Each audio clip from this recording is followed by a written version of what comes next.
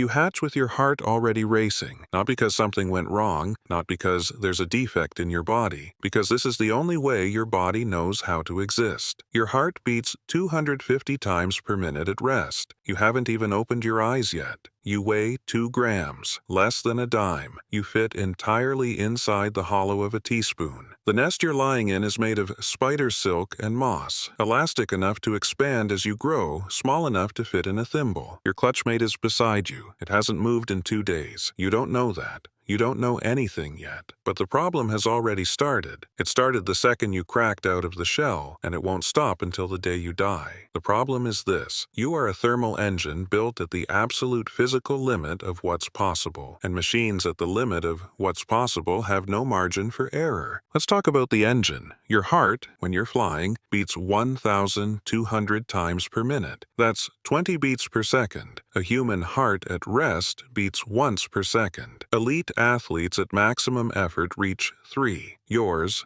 at normal operating speed, beats 20. To fuel that engine, you burn sugar, a lot of sugar. You consume nectar at a rate equivalent to a human drinking 155 liters of soda per day just to avoid passing out. Each flower visit lasts less than a second. Your tongue enters and exits the flower up to 13 times per second, drawing nectar through capillary pressure like a microscopic syringe lined with grooves. If you stop eating for more than 2 hours during the day, you die. Not weaken, not feel faint. Stop? That's not dramatic exaggeration. It's the physics of your size. Small animals have large surface area relative to their volume. You lose heat too fast. You need constant fuel just to maintain body temperature. No nectar, the engine cools. A cold engine doesn't restart. Before we go further, a question. Your heart beats 1,200 times per minute when you're in the air. If you lived like that for just 60 seconds, heart hammering, no pause, no rest, how long do you think it would take before you collapsed? 5 minutes? 10? Tell me in the comments. Seriously, I want to see the number you're guessing. Advance 3 weeks. Your mother pushed you out of the nest today. No ceremony, no transition. You dropped half a meter before your wings took over on pure instinct. It worked. You're in the air for the first time. And here's what nobody told you. You don't fly like a bird. You fly like an insect. Your wings don't simply beat downward and passively rise, they rotate at the shoulder socket like propellers, generating lift in both directions of the stroke, up and down. That's what makes hovering possible. No other bird does this, not one. The structural cost of that ability: your pectoral muscles account for 30% of your total body weight.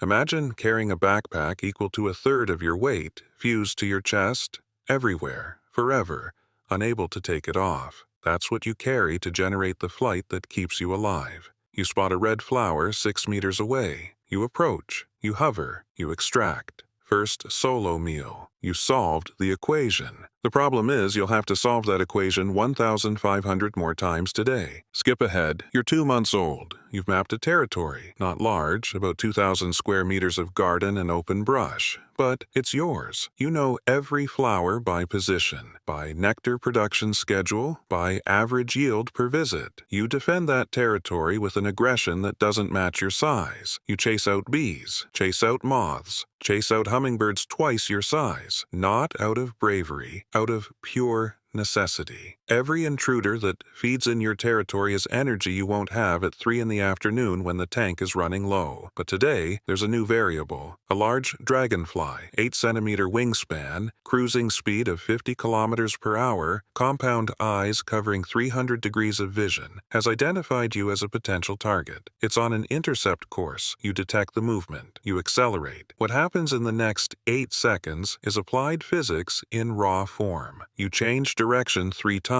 You climb 6 meters in a straight line. You execute a tight turn that would require 9 Gs of centrifugal force in a military fighter jet. Your body handles it because your bones are hollow and your muscles are, proportionally, the densest of any flying vertebrate. The dragonfly loses the angle. You escape, but you just burned the equivalent of 40 minutes of feeding in 8 seconds. You're now in deficit, and the sun is going down. Skip ahead. 4 months old. Something changed in the length of the day. Not dramatically, about 6 fewer minutes of light than last week, but you feel it. A cluster of neurons in your hypothalamus that functions like a biological calendar registered the shift and fired a signal that will change everything. You need to leave. You, a 3-gram animal, are going to cross the Gulf of Mexico. 800 kilometers of open water. No flower, no landing, no pause. Flying at low altitude over the ocean, alone, for up to 20 hours straight. For this, you spent the last few weeks in hyperphagia, eating with a different urgency, accumulating fat at a rate that doubled your weight. You now weigh 6 grams. Every extra gram of fat is fuel for the crossing. You take off on a night of favorable wind. The physics here is merciless. You're converting fat into movement at an efficiency that aeronautical engineers study in earnest. Each gram of fat yields calculable mileage. You'll cross or you won't, depending on how much headwind you faced, how long it took, whether you started with enough fat. There's no way to know before you arrive. Some don't arrive. They simply stop mid-air over the dark ocean. The engine runs dry. They fall. Nobody sees it. Nobody records it. The Gulf keeps no memory. You made it. Land, flowers, warm winter sun on the southern side of the continent. You weigh 2.8 grams. You lost more than half of what you carried when you left. You have hours to find nectar before you collapse from hypoglycemia. You find it. First victory of the new hemisphere. Skip ahead. You're 5 years old. That's rare. The average is 3. You're a statistical exception. In that time, you've migrated 8 times, crossed the Gulf 4 times in each direction, visited, by conservative estimate, 3 million flowers. Your heart has beaten approximately 2 billion times. But there's something you never knew about the nights. Every night when the temperature drops, your body does something that looks like clinical death. Your heart slows from 1,200 to 50 beats per minute. Your temperature falls to near ambient. Your breathing becomes almost imperceptible. You hang motionless on a branch, feathers fluffed, looking like a dead bird. This is called torpor. It's the only way your body found to survive the night without fuel. Without torpor, you'd burn through every energy reserve while sleeping and wake up dead. With torpor, you wake up alive. But there's a cost. Every morning, you need 20 minutes to reanimate, for the heart to speed back up, for the muscles to warm, for reflexes to return. During those 20 minutes, you cannot fly. If a predator shows up in those 20 minutes, you don't escape. Every single day of your life begins with a 20-minute window of total vulnerability. 5 years. Over 1,800 mornings. 1,800 20-minute windows where any snake, any hawk, any lizard large enough could have taken you. You made it through all of them. Until today. What stops isn't any predator. It's a wing. The right wing has a microfracture in the radius, a bone the size of a toothpick that accumulated stress over 2 billion wing beats. Not an impact, not a fall. Repetition. Pure physics. 2 billion force cycles on the same point. You're flying over an open field when you feel the asymmetry. The wing doesn't fold the way it should. The hover becomes imprecise for half a second. Half a second is enough to lose the angle on a flower approach. You try to correct. The body tries to compensate with the left wing. It doesn't work. You descend. Not in free fall, more like a glider gradually losing lift. You land on a low branch. You can no longer take off with enough precision to feed. You stay there. The engine is still running. The heart still beats 250 times per minute. But without fuel, within a few hours,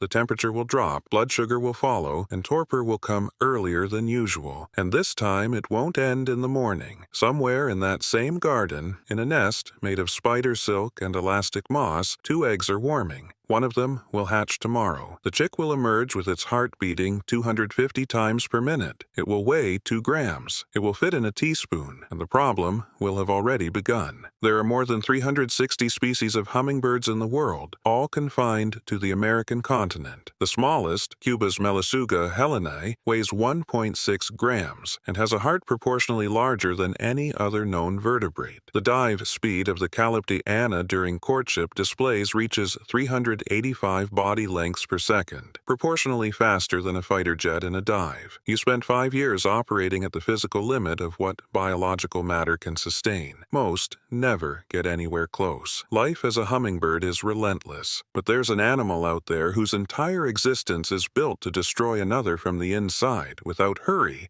without failure, with surgical precision that has no parallel in the animal kingdom. Subscribe. That video is coming soon.